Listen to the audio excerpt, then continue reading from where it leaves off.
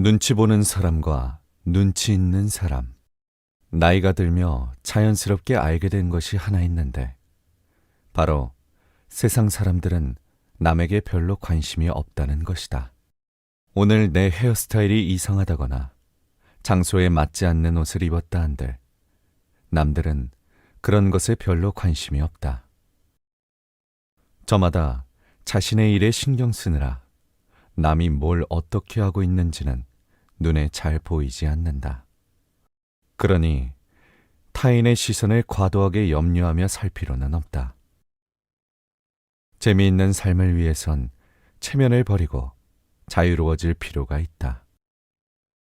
그렇다고 타인을 배려하지 않고 눈살을 찌푸리게 하는 행위까지 받아들여지는 건 아니다. 나의 재미를 위한 모든 자유는 타인에게 폐를 끼치지 않는 선에서 허락된다. 한마디로 눈치는 보지 말되 눈치 있게는 살아야 한다. 비슷한 말인 것 같지만 둘은 완전히 다르다. 눈치를 보는 것이 상대의 기분을 맞추려 쩔쩔매는 거라면, 눈치가 있는 것은 타인을 자연스럽게 배려하는 것을 말한다. 사람들은 눈치 보는 사람은 만만하게 여기지만 눈치 있는 사람은 가까이 두고 어울리고 싶어 한다. 지나치게 자신을 낮춰서 아랫사람인 것처럼 행동하지 말고 동등한 사람으로서 타인을 배려하는 습관을 들여야 하는 것이다. 나이가 들수록 이런 눈치는 꼭 필요한데, 한국 사회에서는 연장자의 앞에선 말을 막거나 반박하지 않고 들어주는 경우가 많아서다. 갑질 문제는 많은 부분 당사자가 자신의 위치를 인식하지 못한 데서 오는데, 이런 배려나 침묵을 허용과 동의로 착각하는 것이다. 그러므로 나이가 들거나 지위가 올라갈수록 자신의 말과 행동을 더 경계해야 한다. 이는 기본적인 에티켓과 매너의 문제다. 시간과 장소에 맞는 행동과 발언을 해야 하는 것이다. 사회생활을 할 때뿐만 아니라 집안에서도 최소한의 예의나 지켜야 할 규칙이 있다. 사소한 것이라도 예의에 어긋나는 행동이 반복되면 가족 사이에서도 원한을 살 수 있다. 꼰대나 민폐 캐릭터로 낙인 찍혀 고립되고 싶지 않다면 기본적인 에티켓은 몸에 익혀둬야 한다. 몇 가지 지침을 기억해두면 좋다. 상대의 프로필에 대해 함부로 캐묻지 말아야 한다. 처음 사람을 만나면 특별한 이유가 없는 한 출신 학교나 직업, 연애나 결혼 여부 등에 대해서는 묻지 않는 게 예의다.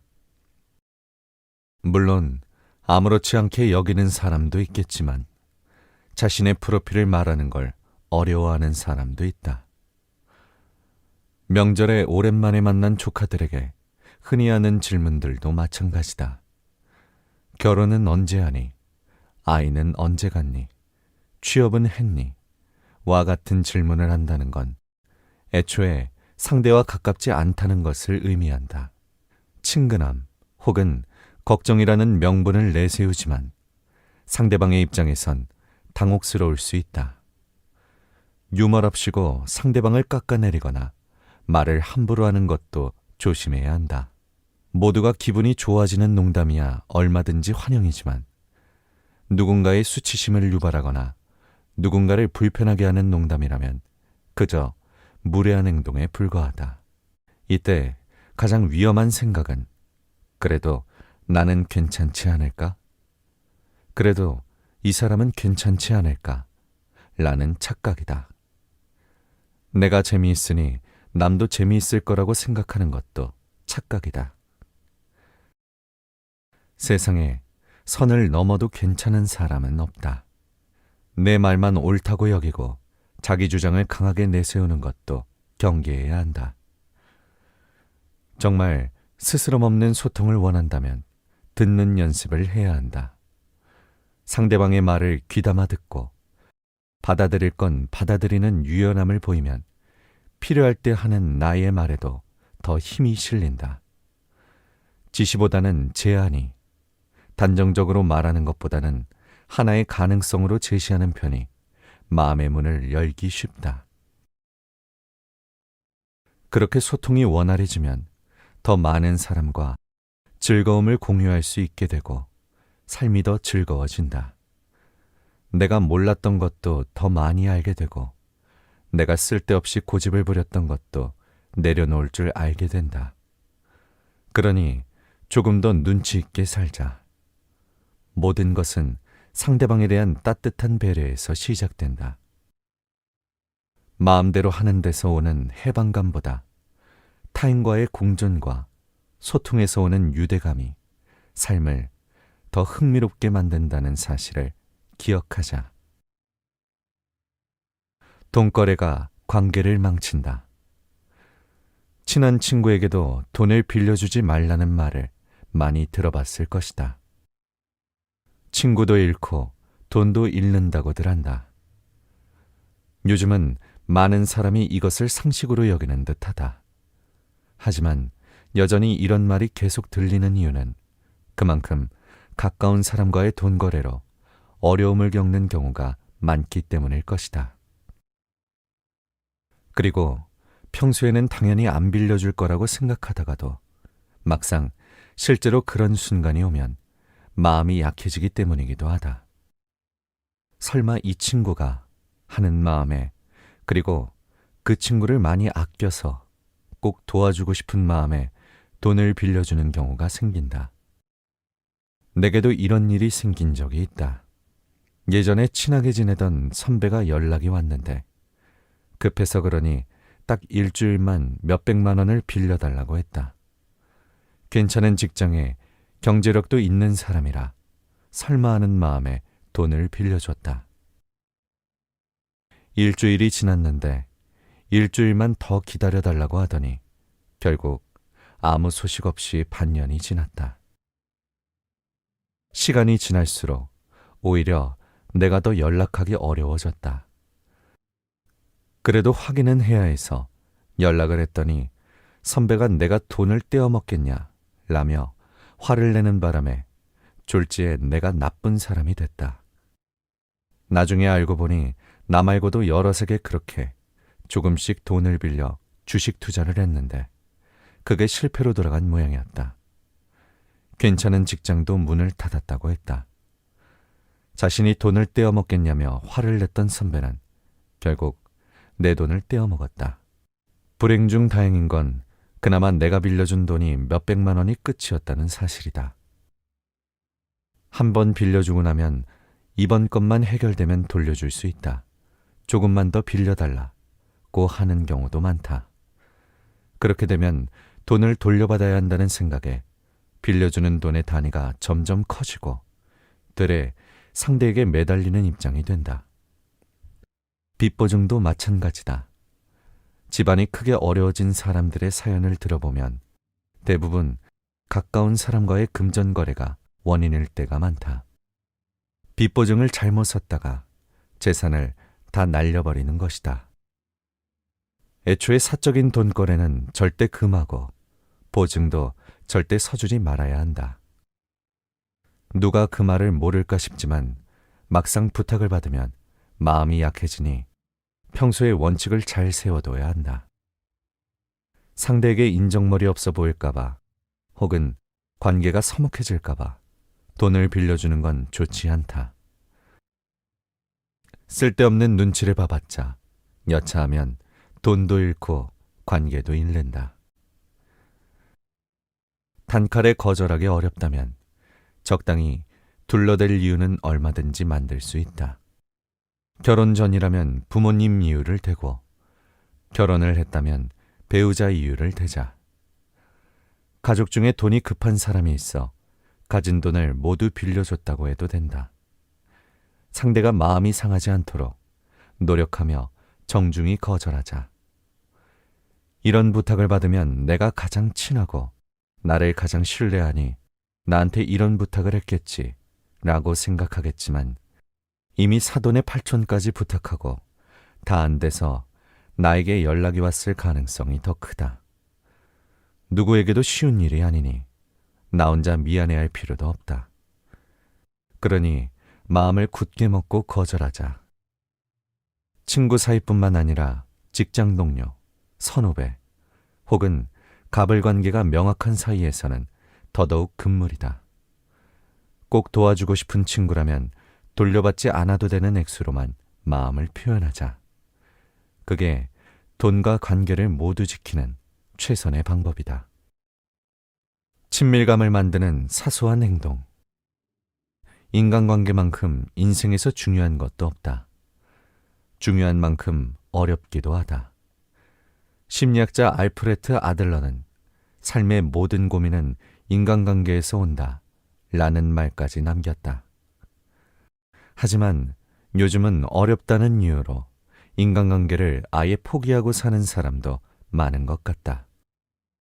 친구 따위 필요 없다고 노력조차 하지 않는 것이다.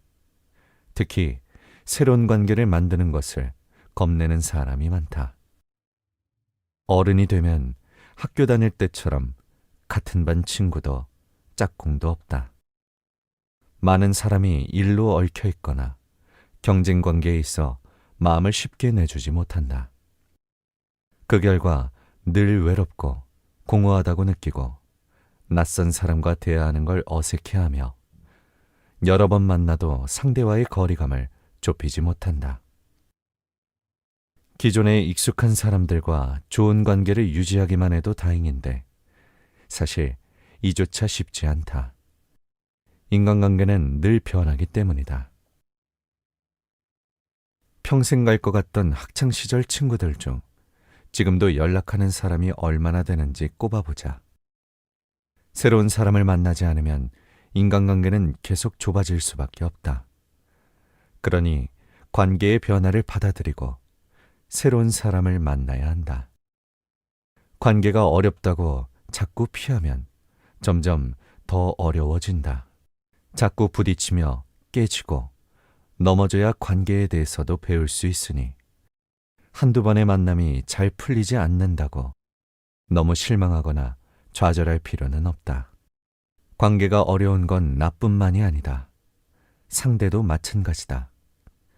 서로 탐색하며 좋은 관계를 만들고 싶어 하기 때문이다. 한 발짝만 물러서서 보면 이 역시 별거 아니다. 내가 상대방이 좋아할 만한 특별한 사람이 아니라고 걱정할 필요는 없다. 그저 상대를 존중해주고 호의적인 태도를 지니면 된다. 누구나 노력하면 그런 사람이 될 수 있다. 그럼 조금 더 구체적으로 인간관계에 도움이 되는 4가지 팁을 소개하겠다. 관계에 서툰 사람이라면 이 정도만 알아두더라도 큰 힘이 될 것이다. 첫째, 가벼운 질문을 하되 좋은 질문만 하자. 공적인 자리라 해도 만나자마자 본론만 이야기하는 사람은 부담스럽다. 아이스 브레이킹을 할 수 있는 가벼운 질문으로 대화를 유도해보자. 이때 상대방이 답하기 곤란한 질문이나 지나치게 사적인 질문은 삼가는 것이 좋다. 상대방이 예나 아니오라는 단답형으로 답변할 수밖에 없는 질문도 피하자.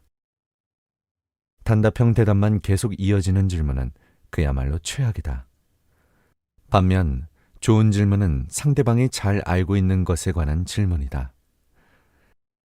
상대의 관심사에 대한 질문을 하면 상대가 즐겁게 답할 수 있으니 그 뒤의 대화는 편하게 이어나가면 된다. 둘째, 상대의 변화를 눈치채고 자연스럽게 언급하자. 주의를 기울이면 단순한 외모 변화뿐 아니라 말투나 행동의 변화도 알아차릴 수 있다. 물론 눈치 없이 오늘 얼굴이 피곤해 보이네요 라고 말하는 사람은 없길 바란다. 이 변화란 요즘 운동하시나 봐요. 더 건강해 보여요. 헤어스타일 바꾸신 거 잘 어울려요. 와 같이 긍정적인 변화를 이야기한다. 좋은 변화가 보인다면 진심을 담아서 축하해 주자. 몇 번 만난 사이라면 지난번 휴가는 잘 다녀오셨나요? 와 같이 이전에 만났을 때 나누었던 대화를 생각해내 대화의 연속성을 이어가는 인사말을 건네면 좋다. 처음에는 어렵게 느껴져도 조금씩 노력하다 보면 이 정도 스킬이야 자연스레 몸에 밴다. 셋째, 어색한 관계라도 스몰 토크에 익숙해지자. 날씨 이야기처럼 특별할 것 없는 가벼운 소재의 대화를 스몰 토크라고 한다. 간단한 대화 기술이지만 익숙하지 않은 사람들은 낯선 관계에서의 스몰 토크를 어려워한다. 하지만 가벼운 질문 하나만으로 분위기는 금세 편해진다. 대화가 스스로 문을 열고 길을 찾는다. 먼저 말을 거는 것이 어색하겠지만 체면이 깎이는 일은 아니라는 걸 명심하자. 때와 장소만 적절하다면 상대에 대한 배려일 수 있다. 그리고 가능하다면 간결한 언어와 상대방이 이해하기 쉬운 단어로 소통하자. 쓸데없이 무게 잡을 이유가 없다. 진솔하게 마음을 열고 스몰 토크를 이어나간다면 처음 만난 사람과도 편하게 대화가 오갈 수 있다. 그렇게 마음 맞는 사이라는 것이 확인되면 각자의 관심사나 생각 등에 대해 조금 더 깊은 대화를 나누는 것도 가능해진다. 넷째, 아무 목적 없이 연락하자. 오랜만에 옛 동창이 연락 오면 대부분 오랜만이라는 인사 뒤에 각종 영업 멘트가 뒤따라온다. 반가운 마음이 들다가도 브리테니커 백과사전, 정수기, 각종 보험 상품 권유로 끝이 나니 김이 빠지기 일쑤다. 연락하지 않은 지 한참 된 지인이 갑자기 모바일 청첩장을 보내는 것도 마찬가지다. 급한 마음에 연락했겠지만 대부분은 이런 연락을 받으면 부탁을 들어주기는커녕 관계 정리의 계기로 삼는다. 목적 없이 연락을 주고받아야 친한 사이라 할 수 있다. 반대로 이야기하면 목적 없이 연락을 주고받다 보면 상대는 이 사람과 내가 친하구나 라고 생각하게 된다는 뜻이다. 그러니 평소에 아무런 목적이 없을 때 연락해야 한다. 목적 없는 연락은 힘이 세다. 지금까지의 내용은 어른의 재미라는 책에서 가져왔다. 최근 들어 가장 인상 깊게 읽었던 책 중 하나다. 나이가 들어가면서 관계에서 타인을 배려하는 것이 중요하다는 것을 느끼게 되었다. 대부분의 사람들은 자기중심적이고 다른 사람의 외모나 행동에 큰 관심을 기울이지 않는다. 하지만 그렇다고 해서 타인에게 무례하게 행동해도 된다는 의미는 아니다. 책을 읽으면서 타인을 배려하고 기본적인 예절을 지키도록 노력해야 한다는 것을 다시금 느꼈다. 말을 조심하고 적극적으로 경청하며 살자. 나이가 들면서 인간관계에 대한 조언이 필요한 사람들에게 나는 이 어른의 재미라는 책을 권하고 싶다. 눈치 보는 사람과 눈치 있는 사람. 나이가 들며 자연스럽게 알게 된 것이 하나 있는데 바로 세상 사람들은 남에게 별로 관심이 없다는 것이다. 오늘 내 헤어스타일이 이상하다거나 장소에 맞지 않는 옷을 입었다 한들 남들은 그런 것에 별로 관심이 없다. 저마다 자신의 일에 신경 쓰느라 남이 뭘 어떻게 하고 있는지는 눈에 잘 보이지 않는다. 그러니 타인의 시선을 과도하게 염려하며 살 필요는 없다. 재미있는 삶을 위해선 체면을 버리고 자유로워질 필요가 있다. 그렇다고 타인을 배려하지 않고 눈살을 찌푸리게 하는 행위까지 받아들여지는 건 아니다. 나의 재미를 위한 모든 자유는 타인에게 폐를 끼치지 않는 선에서 허락된다. 한마디로 눈치는 보지 말되 눈치 있게는 살아야 한다. 비슷한 말인 것 같지만 둘은 완전히 다르다. 눈치를 보는 것이 상대의 기분을 맞추려 쩔쩔매는 거라면 눈치가 있는 것은 타인을 자연스럽게 배려하는 것을 말한다. 사람들은 눈치 보는 사람은 만만하게 여기지만 눈치 있는 사람은 가까이 두고 어울리고 싶어 한다. 지나치게 자신을 낮춰서 아랫사람인 것처럼 행동하지 말고 동등한 사람으로서 타인을 배려하는 습관을 들여야 하는 것이다.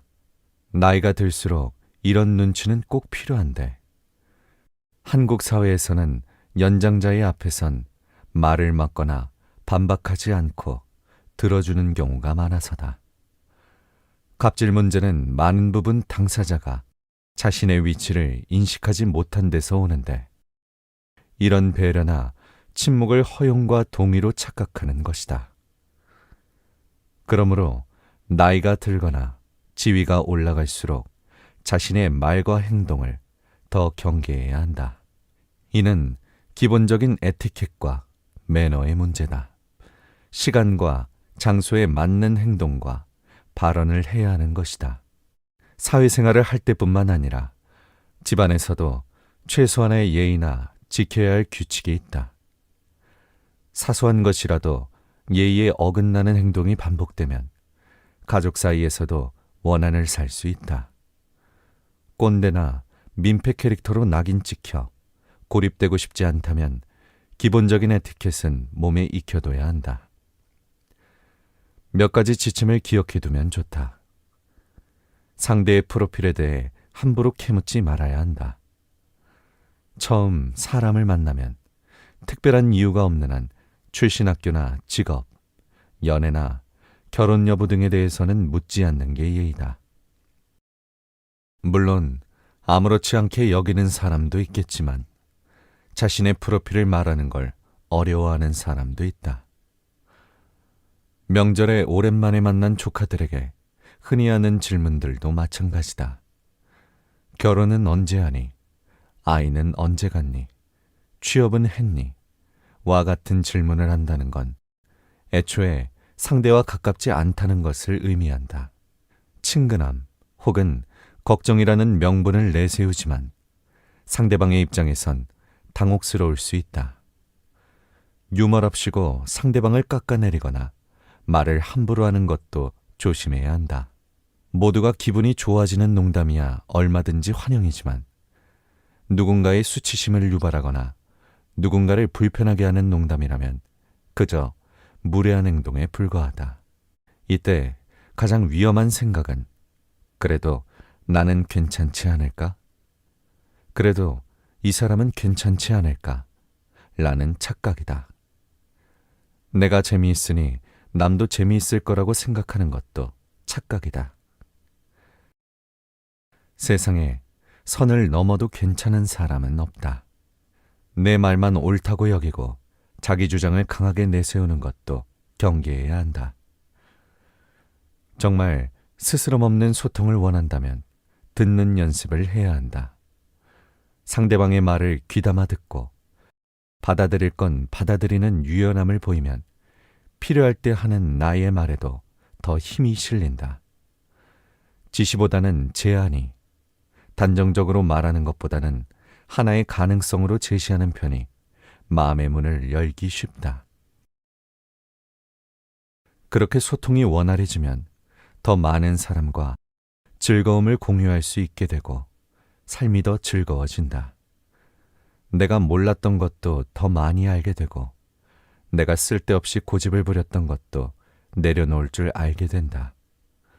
그러니 조금 더 눈치 있게 살자.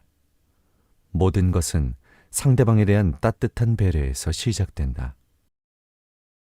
마음대로 하는 데서 오는 해방감보다 타인과의 공존과 소통에서 오는 유대감이 삶을 더 흥미롭게 만든다는 사실을 기억하자. 돈거래가 관계를 망친다. 친한 친구에게도 돈을 빌려주지 말라는 말을 많이 들어봤을 것이다. 친구도 잃고 돈도 잃는다고들 한다. 요즘은 많은 사람이 이것을 상식으로 여기는 듯하다. 하지만 여전히 이런 말이 계속 들리는 이유는 그만큼 가까운 사람과의 돈거래로 어려움을 겪는 경우가 많기 때문일 것이다. 그리고 평소에는 당연히 안 빌려줄 거라고 생각하다가도 막상 실제로 그런 순간이 오면 마음이 약해지기 때문이기도 하다. 설마 이 친구가 하는 마음에, 그리고 그 친구를 많이 아껴서 꼭 도와주고 싶은 마음에 돈을 빌려주는 경우가 생긴다. 내게도 이런 일이 생긴 적이 있다. 예전에 친하게 지내던 선배가 연락이 왔는데 급해서 그러니 딱 일주일만 몇백만 원을 빌려달라고 했다. 괜찮은 직장에 경제력도 있는 사람이라 설마 하는 마음에 돈을 빌려줬다. 일주일이 지났는데 일주일만 더 기다려달라고 하더니 결국 아무 소식 없이 반년이 지났다. 시간이 지날수록 오히려 내가 더 연락하기 어려워졌다. 그래도 확인은 해야 해서 연락을 했더니 선배가 내가 돈을 떼어먹겠냐 라며 화를 내는 바람에 졸지에 내가 나쁜 사람이 됐다. 나중에 알고 보니 나 말고도 여럿에게 그렇게 조금씩 돈을 빌려 주식 투자를 했는데 그게 실패로 돌아간 모양이었다. 괜찮은 직장도 문을 닫았다고 했다. 자신이 돈을 떼어먹겠냐며 화를 냈던 선배는 결국 내 돈을 떼어먹었다. 불행 중 다행인 건 그나마 내가 빌려준 돈이 몇백만 원이 끝이었다는 사실이다. 한 번 빌려주고 나면 이번 것만 해결되면 돌려줄 수 있다. 조금만 더 빌려달라고 하는 경우도 많다. 그렇게 되면 돈을 돌려받아야 한다는 생각에 빌려주는 돈의 단위가 점점 커지고 들에 상대에게 매달리는 입장이 된다. 빚보증도 마찬가지다. 집안이 크게 어려워진 사람들의 사연을 들어보면 대부분 가까운 사람과의 금전거래가 원인일 때가 많다. 빚보증을 잘못 썼다가 재산을 다 날려버리는 것이다. 애초에 사적인 돈거래는 절대 금하고 보증도 절대 서주지 말아야 한다. 누가 그 말을 모를까 싶지만 막상 부탁을 받으면 마음이 약해지니 평소에 원칙을 잘 세워둬야 한다. 상대에게 인정머리 없어 보일까봐 혹은 관계가 서먹해질까봐 돈을 빌려주는 건 좋지 않다. 쓸데없는 눈치를 봐봤자 여차하면 돈도 잃고 관계도 잃는다. 단칼에 거절하기 어렵다면 적당히 둘러댈 이유는 얼마든지 만들 수 있다. 결혼 전이라면 부모님 이유를 대고 결혼을 했다면 배우자 이유를 대자. 가족 중에 돈이 급한 사람이 있어 가진 돈을 모두 빌려줬다고 해도 된다. 상대가 마음이 상하지 않도록 노력하며 정중히 거절하자. 이런 부탁을 받으면 내가 가장 친하고 나를 가장 신뢰하니 나한테 이런 부탁을 했겠지 라고 생각하겠지만 이미 사돈의 팔촌까지 부탁하고 다 안 돼서 나에게 연락이 왔을 가능성이 더 크다. 누구에게도 쉬운 일이 아니니 나 혼자 미안해할 필요도 없다. 그러니 마음을 굳게 먹고 거절하자. 친구 사이뿐만 아니라 직장 동료, 선후배 혹은 갑을 관계가 명확한 사이에서는 더더욱 금물이다.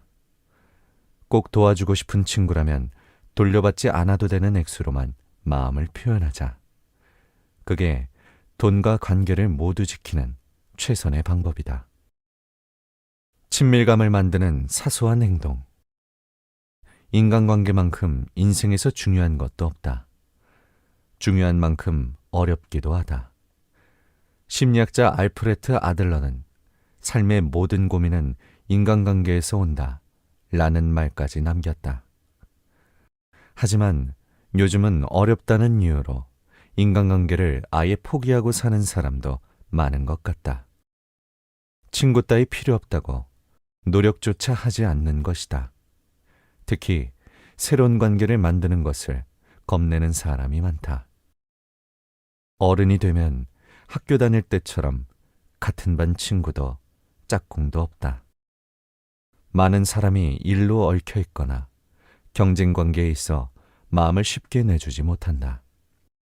그 결과 늘 외롭고 공허하다고 느끼고 낯선 사람과 대화하는 걸 어색해하며 여러 번 만나도 상대와의 거리감을 좁히지 못한다. 기존에 익숙한 사람들과 좋은 관계를 유지하기만 해도 다행인데 사실 이조차 쉽지 않다. 인간관계는 늘 변하기 때문이다. 평생 갈 것 같던 학창시절 친구들 중 지금도 연락하는 사람이 얼마나 되는지 꼽아보자. 새로운 사람을 만나지 않으면 인간관계는 계속 좁아질 수밖에 없다. 그러니 관계의 변화를 받아들이고 새로운 사람을 만나야 한다. 관계가 어렵다고 자꾸 피하면 점점 더 어려워진다. 자꾸 부딪히며 깨지고 넘어져야 관계에 대해서도 배울 수 있으니 한두 번의 만남이 잘 풀리지 않는다고 너무 실망하거나 좌절할 필요는 없다. 관계가 어려운 건 나뿐만이 아니다. 상대도 마찬가지다. 서로 탐색하며 좋은 관계를 만들고 싶어 하기 때문이다. 한 발짝만 물러서서 보면 이 역시 별거 아니다. 내가 상대방이 좋아할 만한 특별한 사람이 아니라고 걱정할 필요는 없다. 그저 상대를 존중해주고 호의적인 태도를 지니면 된다. 누구나 노력하면 그런 사람이 될 수 있다. 그럼 조금 더 구체적으로 인간관계에 도움이 되는 4가지 팁을 소개하겠다. 관계에 서툰 사람이라면 이 정도만 알아두더라도 큰 힘이 될 것이다. 첫째, 가벼운 질문을 하되 좋은 질문만 하자. 공적인 자리라 해도 만나자마자 본론만 이야기하는 사람은 부담스럽다. 아이스 브레이킹을 할 수 있는 가벼운 질문으로 대화를 유도해보자. 이때 상대방이 답하기 곤란한 질문이나 지나치게 사적인 질문은 삼가는 것이 좋다. 상대방이 예나 아니오라는 단답형으로 답변할 수밖에 없는 질문도 피하자. 단답형 대답만 계속 이어지는 질문은 그야말로 최악이다. 반면 좋은 질문은 상대방이 잘 알고 있는 것에 관한 질문이다. 상대의 관심사에 대한 질문을 하면 상대가 즐겁게 답할 수 있으니 그 뒤의 대화는 편하게 이어나가면 된다. 둘째, 상대의 변화를 눈치채고 자연스럽게 언급하자. 주의를 기울이면 단순한 외모 변화뿐 아니라 말투나 행동의 변화도 알아차릴 수 있다. 물론 눈치 없이 오늘 얼굴이 피곤해 보이네요 라고 말하는 사람은 없길 바란다. 이 변화란 요즘 운동하시나 봐요. 더 건강해 보여요. 헤어스타일 바꾸신 거 잘 어울려요. 와 같이 긍정적인 변화를 이야기한다. 좋은 변화가 보인다면 진심을 담아서 축하해 주자. 몇 번 만난 사이라면 지난번 휴가는 잘 다녀오셨나요? 와 같이 이전에 만났을 때 나누었던 대화를 생각해내 대화의 연속성을 이어가는 인사말을 건네면 좋다. 처음에는 어렵게 느껴져도 조금씩 노력하다 보면 이 정도 스킬이야 자연스레 몸에 밴다. 셋째, 어색한 관계라도 스몰 토크에 익숙해지자. 날씨 이야기처럼 특별할 것 없는 가벼운 소재의 대화를 스몰 토크라고 한다. 간단한 대화 기술이지만 익숙하지 않은 사람들은 낯선 관계에서의 스몰 토크를 어려워한다. 하지만 가벼운 질문 하나만으로 분위기는 금세 편해진다. 대화가 스스로 문을 열고 길을 찾는다. 먼저 말을 거는 것이 어색하겠지만 체면이 깎이는 일은 아니라는 걸 명심하자. 때와 장소만 적절하다면 상대에 대한 배려일 수 있다. 그리고 가능하다면 간결한 언어와 상대방이 이해하기 쉬운 단어로 소통하자. 쓸데없이 무게 잡을 이유가 없다. 진솔하게 마음을 열고 스몰 토크를 이어나간다면 처음 만난 사람과도 편하게 대화가 오갈 수 있다. 그렇게 마음 맞는 사이라는 것이 확인되면 각자의 관심사나 생각 등에 대해 조금 더 깊은 대화를 나누는 것도 가능해진다. 넷째, 아무 목적 없이 연락하자. 오랜만에 옛 동창이 연락 오면 대부분 오랜만이라는 인사 뒤에 각종 영업 멘트가 뒤따라온다. 반가운 마음이 들다가도 브리테니커 백과사전, 정수기, 각종 보험 상품 권유로 끝이 나니 김이 빠지기 일쑤다. 연락하지 않은 지 한참 된 지인이 갑자기 모바일 청첩장을 보내는 것도 마찬가지다. 급한 마음에 연락했겠지만 대부분은 이런 연락을 받으면 부탁을 들어주기는커녕 관계 정리의 계기로 삼는다. 목적 없이 연락을 주고받아야 친한 사이라 할 수 있다. 반대로 이야기하면 목적 없이 연락을 주고받다 보면 상대는 이 사람과 내가 친하구나 라고 생각하게 된다는 뜻이다. 그러니 평소에 아무런 목적이 없을 때 연락해야 한다. 목적 없는 연락은 힘이 세다. 지금까지의 내용은 어른의 재미라는 책에서 가져왔다. 최근 들어 가장 인상 깊게 읽었던 책 중 하나다. 나이가 들어가면서 관계에서 타인을 배려하는 것이 중요하다는 것을 느끼게 되었다. 대부분의 사람들은 자기중심적이고 다른 사람의 외모나 행동에 큰 관심을 기울이지 않는다. 하지만 그렇다고 해서 타인에게 무례하게 행동해도 된다는 의미는 아니다. 책을 읽으면서 타인을 배려하고 기본적인 예절을 지키도록 노력해야 한다는 것을 다시금 느꼈다. 말을 조심하고 적극적으로 경청하며 살자.